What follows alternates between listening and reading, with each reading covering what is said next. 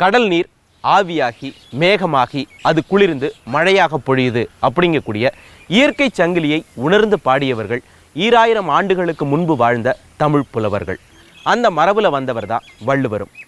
அவரும் தன்னுடைய பெரும்பாலான குரல்களை நீரையும் உழவையும் சார்ந்தே பாடியிருக்கிறாரு.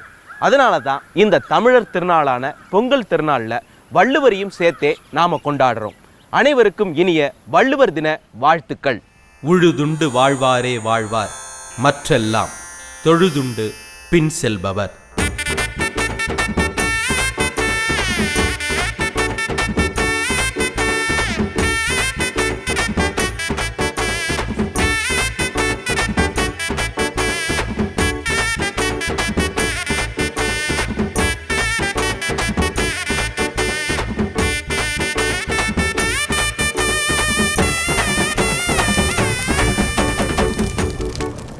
நெல்லு கூட சில சமயத்தில் அதிகமாக மழை பெஞ்சாலோ இல்லை மழையே பெய்யாமல் வறட்சி ஆயிட்டாலோ நல்ல மகசூலை தராமல் உழவனை சங்கடத்தில் ஆழ்த்திடும். ஆனால் எந்த மாதிரியான கால சூழ்நிலையாக இருந்தாலும் நல்ல மழை பெஞ்சாலும் சரி மழை இல்லைனாலும் சரி நல்ல விளைச்சலை தருவது சிறுதானியங்கள் தான். நம்ம முன்னோர்களினுடைய நீண்ட ஆயுளுக்கும் தேக ஆரோக்கியத்திற்கும் பக்கபலமாக இருந்தது இந்த சிறுதானியங்கள் தான்.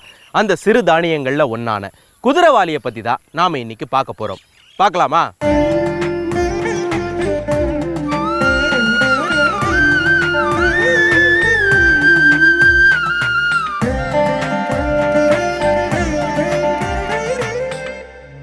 குதிரைவாலி தானியத்தின் பூர்வீகம் எது? குதிரைவாலி மத்திய ஆசியாவில் தோன்றி ஐரோப்பா மற்றும் அமெரிக்க கண்டங்களுக்கு பரவியிருக்கலாம் என்பது தாவரவியல் ஆய்வாளர்களின் கருத்து. குறிப்பாக இந்தியாவின் கிழக்கு பகுதிகளாக இதன் பூர்வீகம் இருக்கலாம் என்றும் நம்பப்படுகிறது. ஆனால் மிக உறுதியான ஆதாரங்கள் இல்லை. சீனாவில் கிறிஸ்து பிறப்பதற்கு முன்பிருந்தே குதிரைவாலி பயிரிடப்பட்டதற்கான ஆதாரங்கள் கிடைத்துள்ளன.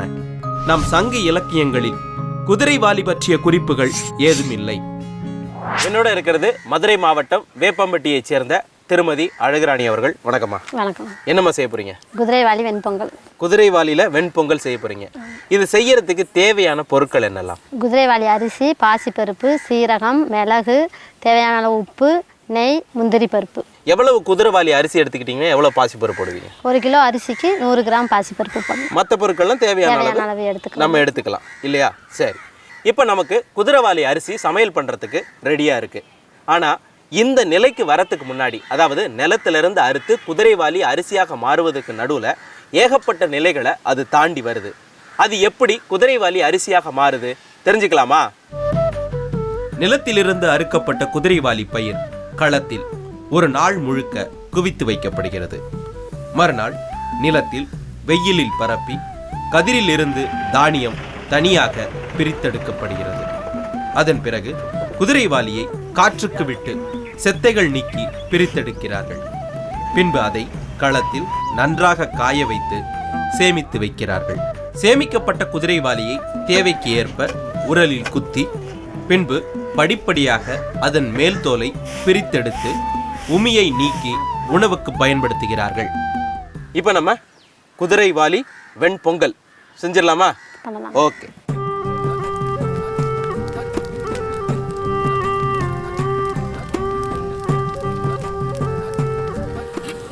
கொதிச்சிருச்சு இல்லையா? இப்போ நம்ம அரிசியும் பருப்பும். ஓகே, குதிரைவாலி அரிசியை உள்ள போடுறோம்.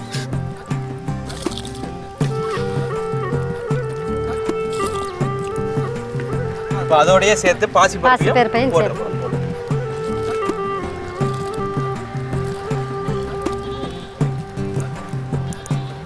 இல்லை, உப்பையும் சேர்த்து போட்டு இப்போவே சேர்த்துடலாமா?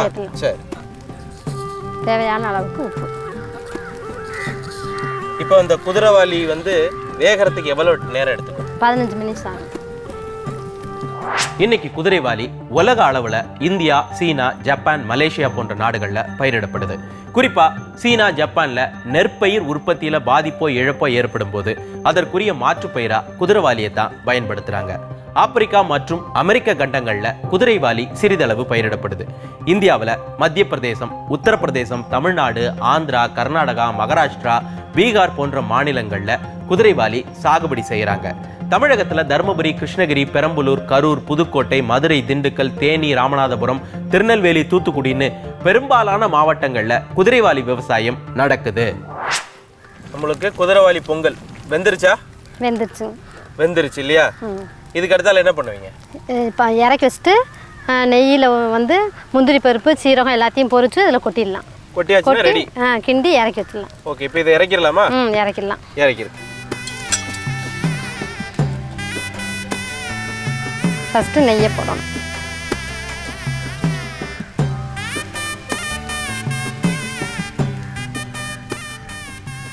இப்போ நெய் நம்மளுக்கு சூடாயிருச்சு. அதோட மிளகு கொஞ்சம் ஆட் பண்ணிக்கிறோம். சீரகம் கொஞ்சம், இப்போ அதோட கொஞ்சம் முந்திரி பருப்பு கொஞ்சம் சேர்த்து நம்மளுக்கு மிளகு, சீரகம், முந்திரி பருப்பு ரெடி ஆயிடுச்சு. இப்போ எடுத்து பொங்கல்ல கொட்டி.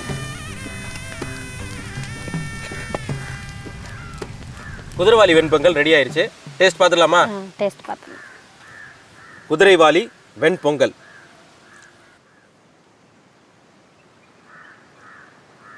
சுவை குதூகலமா இருக்கு. குதிரைவாலி ஒரு புன்சை பயிர். இது வறட்சியை தாங்கி வளரும் தன்மை கொண்டது. அதிக தண்ணீர் தேங்கினாலும் தாக்குப்பிடித்து வளரும். இந்திய குதிரைவாலி தானியம் சுமார் 3 மாத பயிர். வடகிழக்கு பருவமழை போதிய அளவு இல்லாமல் தமிழகத்தில் சாகுபடி செய்யப்பட்ட நெல் பயிரின் மகசூல் பெருமளவு பாதிக்கப்படும் போதெல்லாம் சிறுதானிய பயிர்கள் பாதிப்பின்றி நல்ல விளைச்சலை கொடுத்துள்ளது. இதனால் விவசாயிகள் வறட்சியை தாங்கி வளரும் சிறுதானியங்களை பயிர் செய்ய எப்பொழுதுமே ஆர்வம் காட்டுவார்கள். குறிப்பாக குதிரைவாலி வறட்சி காலங்களிலும் வளமாக விளைந்து வருமானம் தரக்கூடிய முக்கியமான சிறுதானிய பயிர். குதிரைவாலியை அறுவடை செஞ்ச உடனேயே அதை உதிர்த்து மண் சட்டியில போட்டு வறுத்து உரல்ல குத்தி உடனடியாக சோறு சமைச்சு சாப்பிடுவாங்க. இதற்கு கறிக்குழம்புகள் பிரமாதமாக இருக்கும்.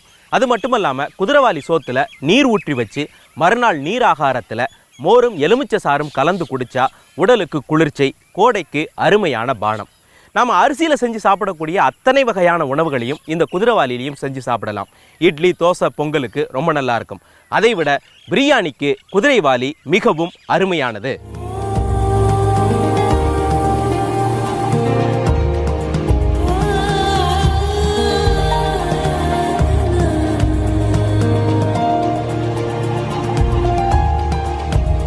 என்னோட இருக்கிறது திருமதி ராஜேஸ்வரி அவர்கள். வணக்கம்மா. வணக்கம். என்ன செய்ய போறீங்கம்மா? குதிரைவாலி அரிசியில் பிரியாணி. இந்த குதிரைவாலி பிரியாணி பண்ணுறதுக்கு தேவையான பொருட்கள் என்னெல்லாம்? குதிரைவாலி அரிசி, ஏலக்காய், லவங்கப்பூ, லவங்கப்பட்டை, அன்னாச்சிப்பூ, பிரிஞ்சி இலை, கொத்தமல்லி, கறிவேப்பிலை, புதினா, வெங்காயம், பச்சை மிளகாய், பூண்டு, இஞ்சி, தக்காளி, உருளைக்கிழங்கு, பச்சை பட்டாணி, கேரட்டு, பீன்ஸு, காலிஃப்ளவர், சோம்பு, நெய், உப்பு, முந்திரி, கசகசா, மஞ்சத்தூள். குதிரைவாலி பிரியாணி செஞ்சிடலாமா? செஞ்சிடலாம்.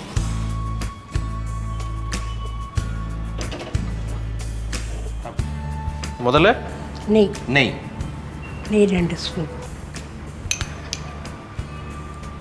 இப்போ கசகசா முதல்ல கசகசா. அடுத்தது சோம்பு, பெருஞ்சீரகம், அது கொஞ்சமா. அடுத்தது ஏலக்காய், லவங்கப்பூ, எல்லாம் மசாலா சாமான் எல்லாம். ஏலக்காய், கிராம்பு, பட்டை, அன்னாசிப்பூ, பிரிஞ்சி இலை, இது எல்லாமே சேர்த்துடலாம்.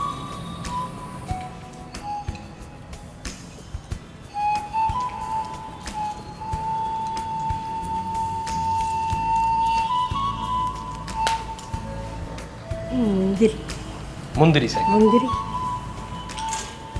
இதோட முந்திரி செவந்தோடனே பச்சை மிளகா, பூண்டு, வெங்காயம், இஞ்சி, வெங்காயம் எல்லாத்தையுமே சேர்த்துடுறோம்.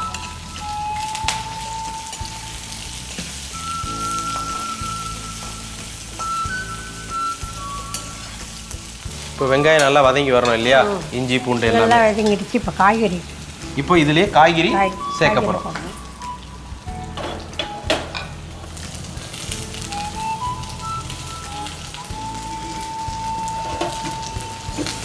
நல்லா வதங்கணும். இந்த பக்கம் காய்கறி வெந்துகிட்டு இருக்கும்போதே நம்ம வந்து இதுக்கான வெந்நீர் வைக்கலாம். வெந்நீர் ரெடி பண்ணுவோம்.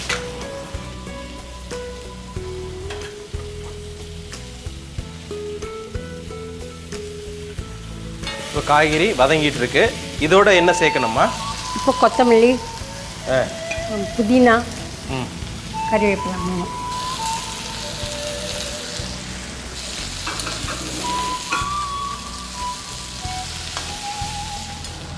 தக்காளி சேர்த்துக்கலாம்.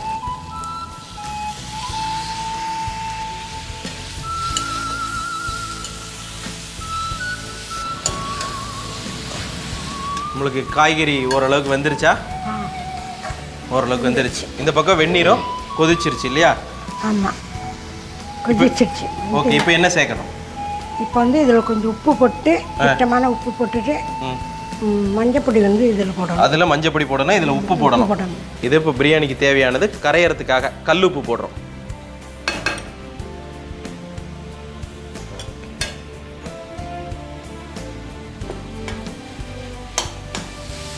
கிண்டி விட்டுட்டு வெந்நீர் எடுத்து இதில் சேர்க்கணும். சரிம்மா,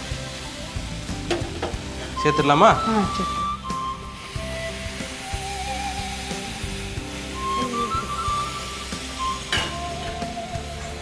இப்போ குதிரைவாலி அரிசி போடணும். ஓகே, நம்ம ஊற வச்சிருந்த குதிரைவாலி அரிசியை சேர்க்கணும்.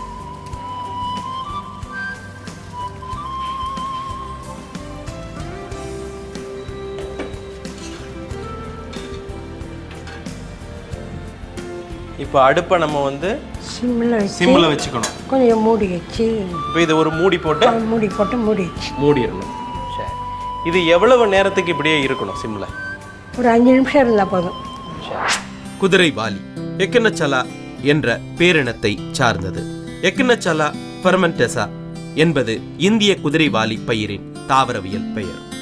குதிரையின் வால் போன்ற அமைப்பில் இதன் கதிர்கள் விளைந்து வருவதால் தமிழில் இதற்கு குதிரை வாலினை போன்ற தானியம் என்ற பொருளில் குதிரைவாலி என்று பெயர் அமைந்தது.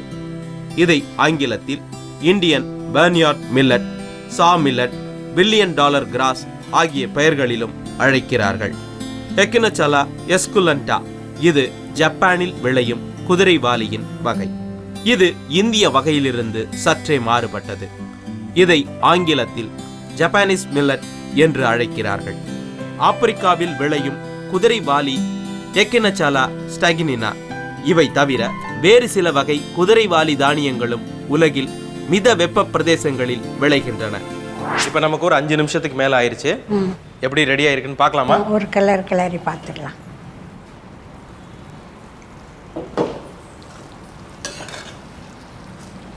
ரெடி ஆயிடுச்சு இல்லையா? இப்போ அடுப்பு நிறுத்திடலாமா? நிறுத்திடலாம். ஓகே,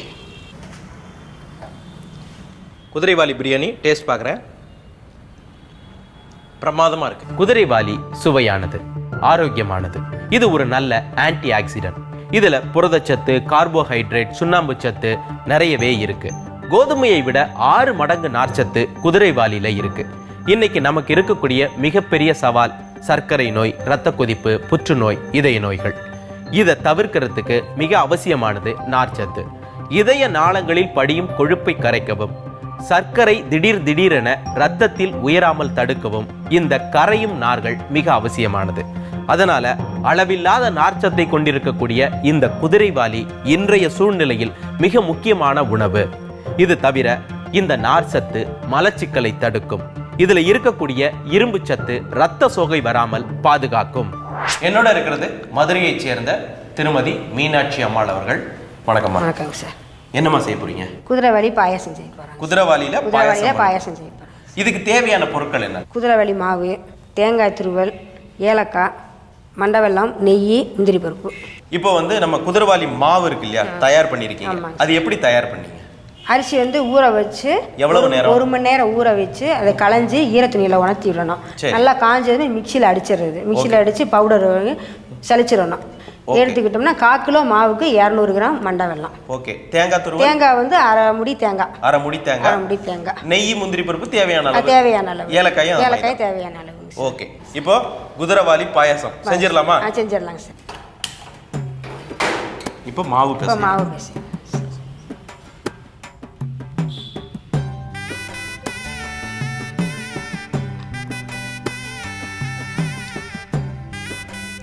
ஒரு சிட்டிகை உப்பு. இது நல்லா உப்பு சேர்ந்துடுறது மாதிரி. சரி.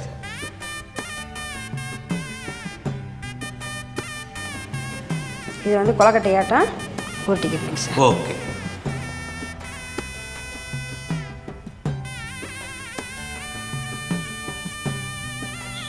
அப்படியே மூடி வச்சுருக்கோங்க சார். இது எவ்வளவு நேரம் நம்மளுக்கு வேகணும்? ஒரு 5 நிமிஷம் வேணும் சார். 5 நிமிஷம். ஒரு இட்லி வேகிற ஒரு மாதிரி இட்லி தான். வேகிற மாதிரி தான் சார். இதுக்கு நடுவில் என்ன பண்ண போறீங்க? இதுக்கு வந்து பாவு மண்டவள பாவு காய்ச்சி வச்சுருங்க சார். கொஞ்சோடு தண்ணி ஊற்றிக்கணும் சார். லேசாக கொஞ்சமாக தண்ணி.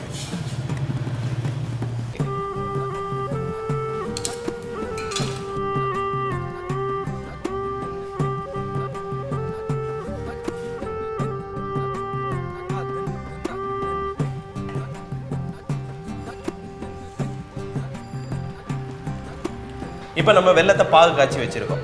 இதை எப்போ வடிகட்டுவீங்க? ஆறுனது வடிகட்டுவாங்க சார். சூடு ஆறுன பிறகு சூடு வடிகட்டுவீங்க. ஓகே. இதுக்கு நடுவில் என்ன பண்ண போறீங்க? தண்ணி சுட வச்சு கொலக்கட்டையை சீச்சி விட்டு வேக வைக்க போகிறேன்.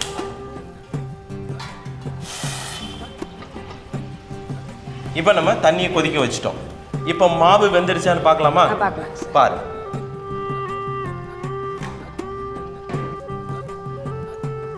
இப்போ மாவை நம்ம வெளியில் எடுத்து வச்சோம். கொஞ்சம் சூடு ஆறி இருக்கும். சூடாகி இதை இப்போ துருவணும் இல்லையா? திருவண்ணம்.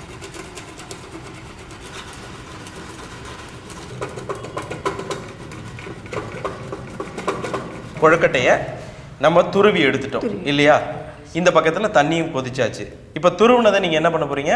தண்ணி கொதிக்கிறதுல வந்து சேர்த்துற போறீங்க.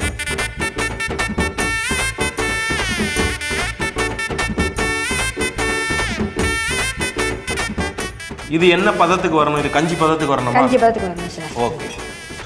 குதிரவள்ளி மாவு பொடி பண்ணது சீச்சினது நல்லா வெந்துருச்சு. இப்போ வந்து நம்ம வந்து மண்டவள பாவை வடிகட்டி ஊற்ற போகிறோம். இது வெள்ளைப்பாவோட சேர்ந்து எவ்வளவு கொதிக்கணும்? இப்போ கொஞ்சம் ஒரு 2 நிமிஷம் கொதிச்சா போதுங்க சார். ஒரு கொதி வந்தால் ஒரு போதும். கொதி வந்தால் போதுங்க சார்.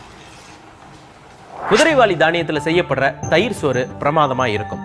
இயற்கையாகவே குதிரைவாலியில் நார் சத்து அதிகம். இதோட தயிர் சேரும்போது லாக்டோபாசிலஸ் அப்படிங்கக்கூடிய வயிற்றுக்கு தேவையான நல்ல பாக்டீரியாவை அது தருது. இது வயிற்றில் சுரக்கக்கூடிய அமிலத்தன்மையை குறைச்சு வயிற்று புண்ணை சரி செய்யும். குதிரைவாலி தயிர் சோறு சாப்பிட்டு பாருங்க, வயிறு சும்மா குழு குழுன்னு இருக்கும். இது கோடைக்கு ஏற்ற உணவு. நம்மளுக்கு பாயாசம் நல்லா ரெடி ஆயிடுச்சுங்க சார். கொதிச்சு வந்துருச்சு. ரெடி இல்லையா? இப்போ அடுப்பை நிறுத்திடலாமா? நிறுத்திடலாம். நிறுத்திடுங்க. இதுக்கு மேலே என்னெல்லாம் சேர்க்க போறீங்க? இப்போ நெய் எல்லாம் முந்திரி பருப்பு வறுத்து போட்டு தேங்காய் துருவல் ஏலக்காய் பொடி.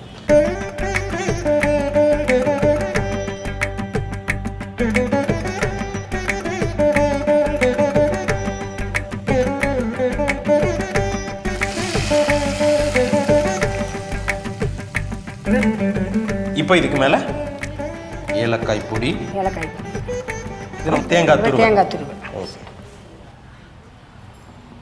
நமக்கு குதிரைவாலி பாயாசம் ரெடிங்க சார். கொடுங்க. குதிரைவாலி பாயாசம் சுட சுட இருக்கு. வா, தித்திப்பு, அந்த தேங்காய் துருவல், அதோட நெய் எல்லாம் சேர்ந்து குதிரைவாலி பாயாசம் பிரமாதம். மாறுபாடில்லா உண்டி மருத்துண்ணின் ஊறுபாடு இல்லை உயிர்க்கு. உடலுக்கு ஒவ்வாத உணவுகளை தவிர்த்து வந்தாலே உயிருக்கு எந்த கேடும் இல்லை அப்படின்னு வள்ளுவர் சொல்லியிருக்காரு. ஆரோக்கியம் தரக்கூடிய சிறுதானிய உணவுகளை சாப்பிடுவோம், நீண்ட ஆயுளை பெறுவோம். மீண்டும் வேறொரு உணவோடும் வரலாறோடும் உங்களை சந்திக்கின்றேன். பை.